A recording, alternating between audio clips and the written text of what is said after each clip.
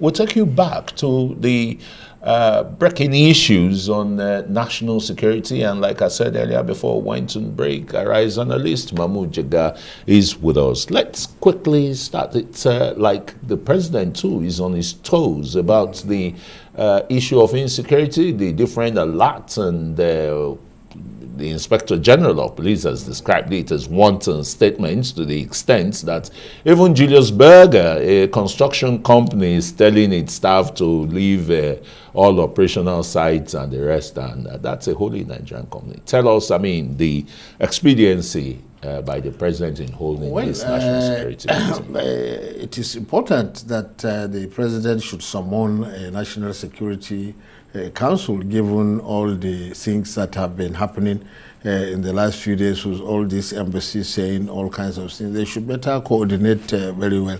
The Inspector General's statement in Benin, where he described their advisories as fake news. Well, I don't know whether it is completely fake, but I entirely agree with him that that was not the way to do things, because they caused undue panic in the country. I mean, if you have specific information about some security threat, why not share it with the government of Nigeria so that action can be taken? Because sometimes, you know, the effect of announcing that there is a security threat could be worse than actually the security threat itself. I mean, people are running and hiding and evacuating, and are not free to do many things. So it is not the best way. And from the way the IG spoke, it sounds like the embassies never made available to the Nigerian security authorities the exact nature of the threat that they are talking about.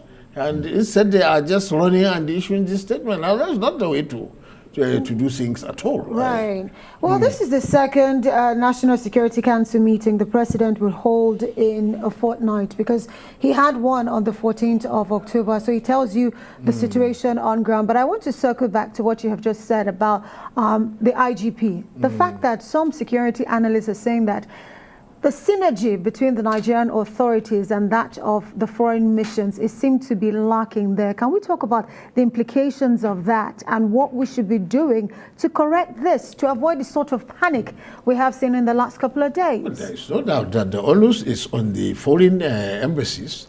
If they are based in Nigeria, if they have any security information that will impact upon the people of Nigeria, not just their staff, because how many are their staff? Okay, maybe sometimes the terror threats are directed at some of their facilities. I mean, there are some terror groups that specifically want to target Western. But even then, I mean, the responsibility for helping to secure their facilities and their staff in Nigeria lies with the Nigerian government and with the Nigerian security agency. They can run away quietly if they are not confident about our security arrangement. But at the minimum, they should share that information with Nigerian government and security agencies so that measures can be taken to protect lives, not only of the embassy people, but of all people. But then, why is Nigeria's foreign ministry still tongue in cheek over all this, you know, based on the question Amaka asked here? How have they helped to douse this situation? Honestly, I mean, sometimes you cannot explain, but I can see the Minister of Information was very angry or saying all kinds of things. And the Minister of Foreign Affairs was not there. Exactly. Because this was you know, embassies domiciled in Nigeria issuing these threats and the rest, and there is no reprimand from the Minister of Foreign Affairs. Well, going forward, the Ministry of Foreign Affairs should summon all those embassies and straighten out these matters. That, look, next time, if you have concrete information about a security threat, please make it available to us. You can quietly leave the country if you want. But since we cannot evacuate 200 million Nigerians, exactly. Where are we going to go? Where will we go? And look at, I want you to quickly look at Julius Berger, a construction company, wholly Nigerian company, and advising its staff. Okay. How many German expatriates do they really have on exactly ground? Maybe because the German embassy joined the American embassy in issuing these threats. So I will not be surprised that they have told all the German nationals and business concerns in Nigeria, and that's why Julius Berger. But they also didn't have to advertise it and increase the fairness to Julius Berger, it was an internal memo that was leaked out at the end of the day. But this security alert, it wasn't just issued to Nigeria.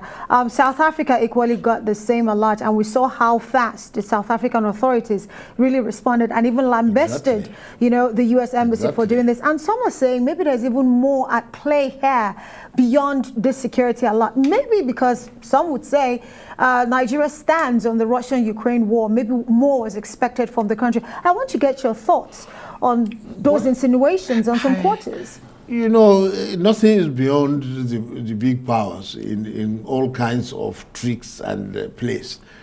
I don't know whether it is because of Ukraine, because what else do they want us to do? We are not going to send soldiers to fight Russians in Ukraine, even though many of us sympathize. You know, big countries like Russia should not go about attacking small countries and seizing their territory, because here in Africa we try to prevent that through the African Union protocol, because if big countries like Nigeria go around snatching land from Benin or from Cameroon, I mean, it will be absolute chaos. So to that extent we sympathize, but then they cannot orchestrate panic in our countries. And the president of South Africa, Cyril Ramaphosa, was quite right and forthright. He came out, condemned it.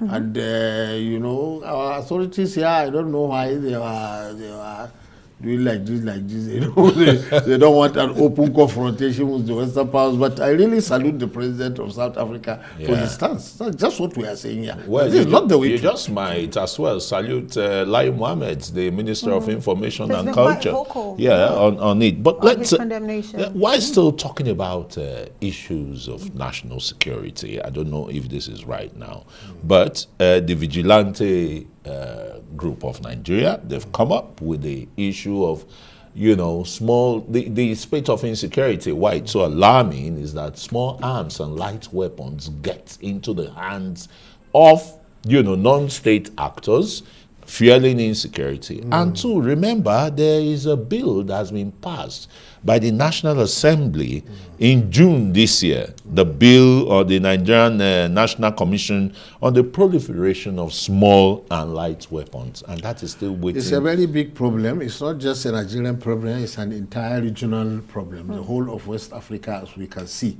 many countries in West Africa are grappling with that problem. Some of those arms come through the ports. You know, the customs intercepted some containers with weapons from China. Container loads disappeared in Onitsha about a year ago. Some came from North Africa, as everybody said. The fall of the Gaddafi regime in Libya in 2011 made the whole region awash in small arms, and there is no doubt about that, because some of the bandits that were arrested by the police and were being interrogated, as we saw the videos, they mentioned some people come through Niger Republic. Now, Niger Republic itself does not really have weapons. It is just a transit point from Libya. Otherwise, Niger does not have assault weapons to be sending to us. So it's a regional, it's an international problem. We are just the victims. And when the Western powers were bombing the Gaddafi regime, the African Union warned them to desist. The consequences. Exactly, and this is one of the very big consequences. Well, very big consequences. Well, let's talk. Well, whilst insecurity is rife across all parts of Nigeria, the southeast for one, this used to be judged as the most peaceful region in the country, but in recent times that has really changed. And you saw the video earlier of the governors who were really crying. They said all economic activities have now been grounded thanks to insecurity, and also they are proffering a solution to the Nnamdi Kanu situation. They're saying we should look beyond the courts and the authorities, but look political. I want to get your thoughts on that, and the fact that till now it seemed like the root cause of the insecurity in the southeast is still not clear. I think the element that is causing most of the insecurity in the southeast is fairly clear enough. It is the IPOB militants that are enforcing the the stay-at-home order on Mondays, and they also claim responsibility for attacking facilities like INEC and others, and by shooting soldiers and policemen. Now, there are other criminals who are doing it, not for any political, but for purely criminal purposes. But the biggest problem is this one, because, like, for example, it is very important to end this Monday sit-at-home problem in the Southeast, because that is a very big dent on benefit economic activity. It doesn't really. But of course, the larger issue, as you said, is the detention and trial of the IPOB leader, Nnamdi Kanu. Well, the trouble is, before you can convince the federal government to do an out-of-court solution and release him, somebody has to give it some guarantee that he will not, like happened before, leave the country and resume his activities abroad by broadcasting on Radio Biafra, inciting things and saying, kill them, kill the police, kill the soldiers. If a person is going to do that once again, then it will not be responsible for the government to release him all over again. But even though the courts have actually granted him freedom? Well, the Court of Appeal, more judgments the court ruled that favor. his rendition from Canada was illegal. But I think from Kenya. But on Friday, the Court of Appeal also stayed action on the release until the federal government exhausts its appeal at the Supreme Court. Yes, so yeah. Well, but let's not forget that some time ago, the Attorney General and Minister of Justice granted an exclusive interview with the Rise News that, yes, the federal government isn't ruling out a political situation and the rest. And you're saying here is that a kind of guarantee is needed, you understand. He's a dual citizen. He's a Nigerian, he's a British citizen. Can you really stop, his movement here and there if a political situation can be used to sort not the crisis out? He has British citizenship, but all the security problems that have been caused by the activities of his supporters is in Nigeria, not in Britain. Right. So the government of Nigeria has to take some measures to protect itself and the country. I'm sure if there are political negotiations taking place between the government, I'm not a government official, I don't know what they are negotiating, right. But I can just anticipate that they will say, look, at the minimum, somebody has to guarantee that there will be no resumption of these activities. At the minimum. Compromise has to come in place here. But Mahmud, as we get ready to wrap up this conversation, insecurity as it stands right now, beyond the security alerts coming from anywhere, is still a challenge in Nigeria, despite pouring money into it. 11 trillion and counting is what we've spent thus far. Moving forward, what should we be looking at beyond boots on the ground and weapons as a way out of insecurity? Problem, because any of those factors that you take out, for example, if we can stem the flow of small arms, that alone will go a long way. So this commission is germane to checking that. Yeah, it's no doubt, but it is easier said than done, because the weapons are coming left, right, and center from all kinds of sources. And of course, some of the weapons are also manufactured in Nigeria. Not the most sophisticated ones, but at least some of them. So that's one problem. And there are other things. The coming of mobile telecoms really aggravated our security problem. I mean, it helped our economy and society, but it is what made kidnapping possible. Because without the mobile phones, 20 years ago, you couldn't grab somebody on the highway and begin to negotiate with his family where to drop 50 million naira. I'm not saying we should ban MTN and the others, but we can look for a solution in that regard. How can we use telecom technology to identify criminals and pounce on them? I think the security agencies should be answering that, Mahmoud. They are better placed to do that. But very quickly, you just brought up something very germane here about kidnappings and the rest, And the sheikh in Kaduna is saying that the redesigning of some denominations, the higher value denominations of the naira, is going to be not counterproductive when it comes to kidnappers demanding for ransom. They'll be demanding now in dollars. When I heard the statement, really it sounded very, very outrageous for him to say that. But maybe on second thoughts, what he was saying was that if one of the aims of the currency redesignation